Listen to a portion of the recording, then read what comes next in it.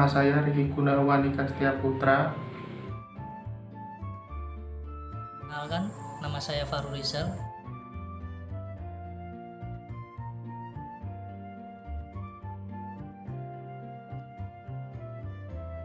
Perkenalkan, nama saya Angga Prayuda.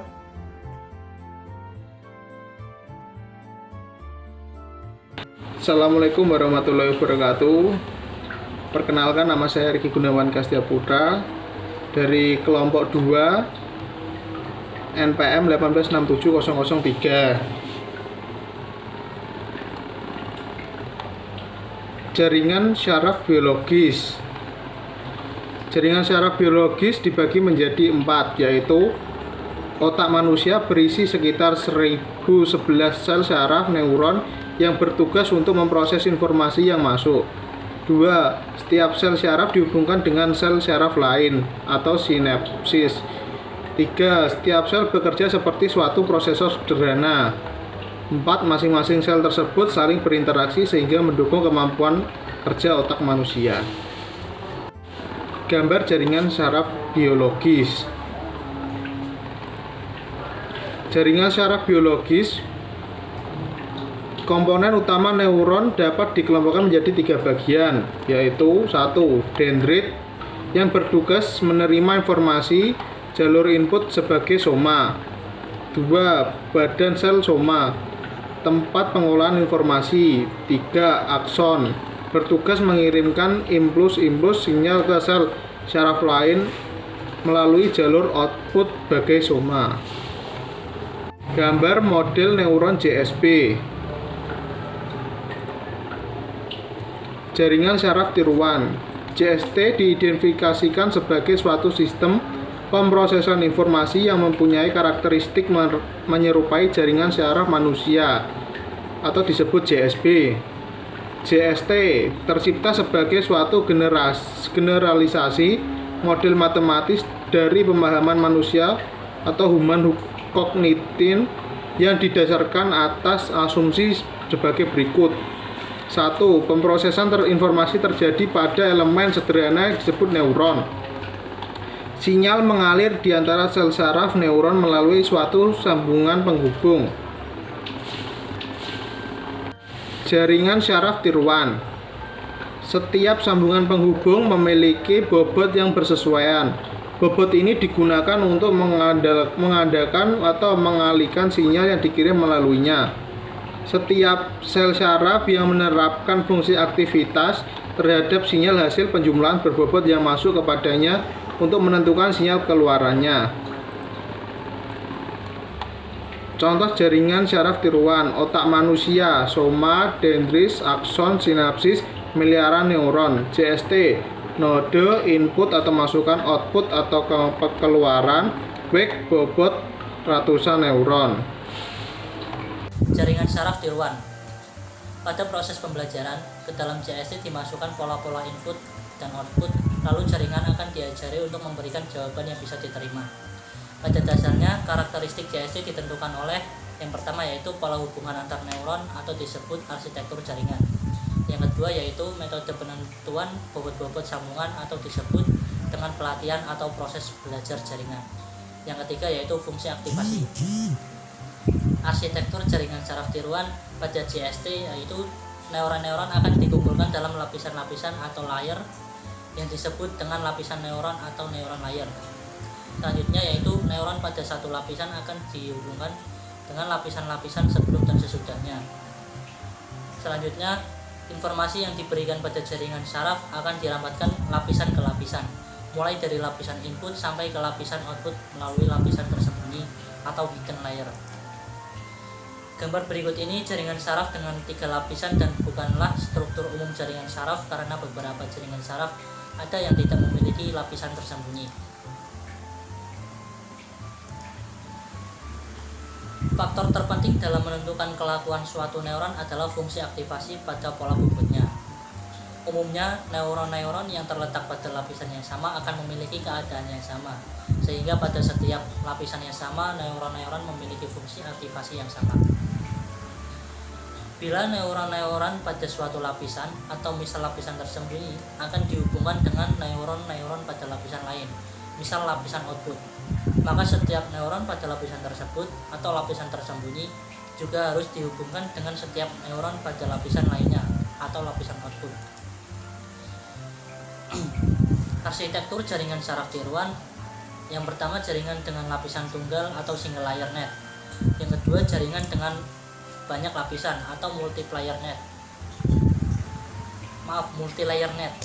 Yang ketiga, jaringan dengan lapisan kompetitif atau competitive layer net. Arsitektur jaringan saraf tiruan single layer net hanya memiliki satu lapisan dengan bobot-bobot terhubung. Jaringan ini hanya menerima input kemudian secara langsung akan mengolahnya menjadi output tanpa harus melalui lapisan tersembunyi. Kemudian seberapa besar hubungan antara dua neuron ditentukan oleh bobot yang bersesuaian. Selanjutnya, semua unit input akan dihubungkan dengan setiap unit output. Ya, ini adalah gambar single layer. Selanjutnya, multi layer net, yaitu memiliki satu atau lebih lapisan yang terletak di antara lapisan input dan lapisan output. Umumnya ada lapisan bobot-bobot yang terletak antara dua lapisan yang bersebelahan. Jaringan dengan banyak lapisan ini dapat menyelesaikan permasalahan yang lebih sulit daripada lapisan tunggal. Tentu saja dengan pembelajaran yang lebih rumit. Pada banyak kasus, pembelajaran pada jaringan yang banyak lapisan ini lebih sukses dalam menyelesaikan masalah. Ini adalah gambar multi layer net. Selanjutnya adalah competitive layer net.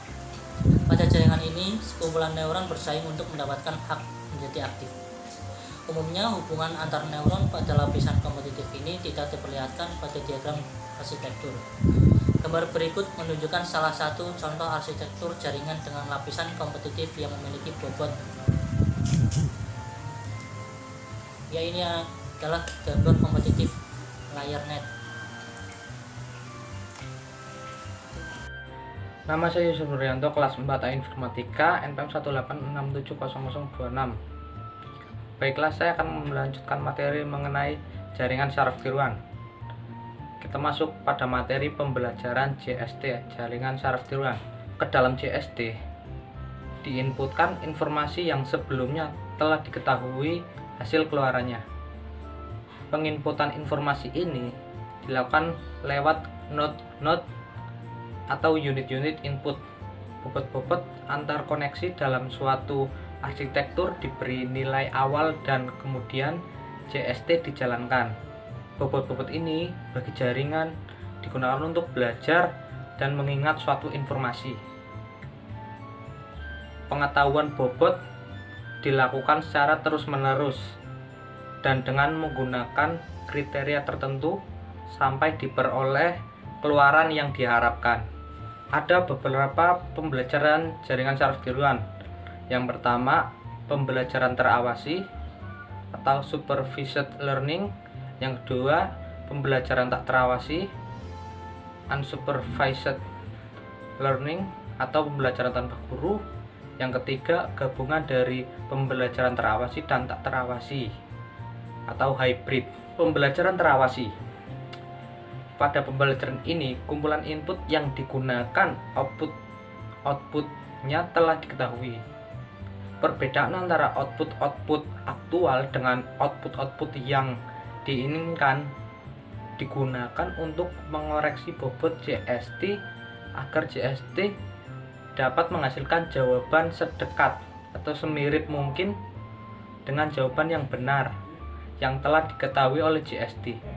Contoh, Hebbian, perceptron, ada line, black propagation, dan LVQ atau learning vector quantization. Pembelajaran tak terawasi atau pembelajaran tanpa guru. Pembelajaran ini JST mengordinasi dirinya sendiri untuk membentuk vektor-vektor input yang serupa tanpa menggunakan data atau contoh-contoh pelatihan. Struktur menggunakan dasar data atau korelasi antara pola-pola yang dieksplorasi. Contoh, Cohen dan ART. Lalu ada pembelajaran hybrid atau gabungan pembelajaran terawasi dan tak terawasi. merupakan kombinasi dari kedua pembelajaran tersebut. Sebagian dari bobot-bobotnya ditentukan melalui pembelajaran terawasi dan sebagian lainnya melalui pembelajaran yang tak terawasi. Kita masuk ke fungsi aktivasi. Dipakai untuk menentukan keluaran suatu neuron. Merupakan fungsi yang menggambarkan hubungan antara tingkat aktivasi internal atau summation function yang mungkin berbentuk linear atau non-linear. Beberapa fungsi aktivasi JST diantaranya ada heart limit, purelin, dan sigmoid. Macam-macam fungsi aktivasi, ada fungsi undak biner heart limit, ada fungsi undak biner threshold, ada fungsi bipolar, ada fungsi bipolar dengan threshold, ada fungsi linear atau identitas, ada fungsi sigmoid biner yang fungsi aktivasi biner besar bobotnya sama memiliki threshold yang sama. Mukholuk pitch, neuron sederhana yang pertama diperkenalkan pada tahun 1943, disebut juga sebagai threshold logic neuron. Semua pembobotan positifnya sama, W1 sama dengan W2, dan juga semua pembobotan negatifnya juga sama, seperti W3 sama dengan W4. Fungsi aktivasinya biner, sehingga sering disebut sebagai simple binary threshold neuron. Contoh Mukholuk pitch. Baiklah, kita masuk ke contoh Mukholuk pitch. Buat model neuron Mukholuk pitch untuk mengenali pola fungsi logika n sesuai tabel kebenaran berikut. Kita ketahui bahwa fungsi logika n akan bernilai 1 jika semua inputannya adalah 1. Namun jika salah satunya adalah 0, maka hasil outputannya adalah 0. Diketahui input X1 dan X2 dan bobot W1 sama dengan 1 dan X2 sama dengan 1. Lalu kita masukkan ke dalam net. Kita mencari net terlebih dahulu, di mana net sama dengan sigma X1 kali W1. Kita masukkan nilainya. Yang pertama, X1 sama dengan 0 dikali dengan W1 yang dimana adalah 1, 0 dikali 1 ditambah X2 adalah 0 dikali W2 nya adalah 1. 0 kali 1 tambah 0 kali 1 sama dengan 0. Begitu seterusnya. Lalu yang terakhir kita mencari Y-net, dimana diketahui nilai threshold theta sama dengan 2, yaitu Y-net sama dengan 0 jika X kurang dari 2 dan 1 jika X lebih dari sama dengan 2. Oke, kita lihat hasil dari net yang pertama adalah 0. Maka karena 0 adalah kurang dari 2, maka Y-net sama dengan 0. Yang kedua pun sama, 1 kurang dari 2, maka hasilnya 0. Dan ketiga, 1 kurang juga dari 2, hasilnya juga 0. Dan yang terakhir itu hasilnya adalah 2. Berarti 2 itu sama dengan 2, berarti diperoleh Y-net sama dengan 1.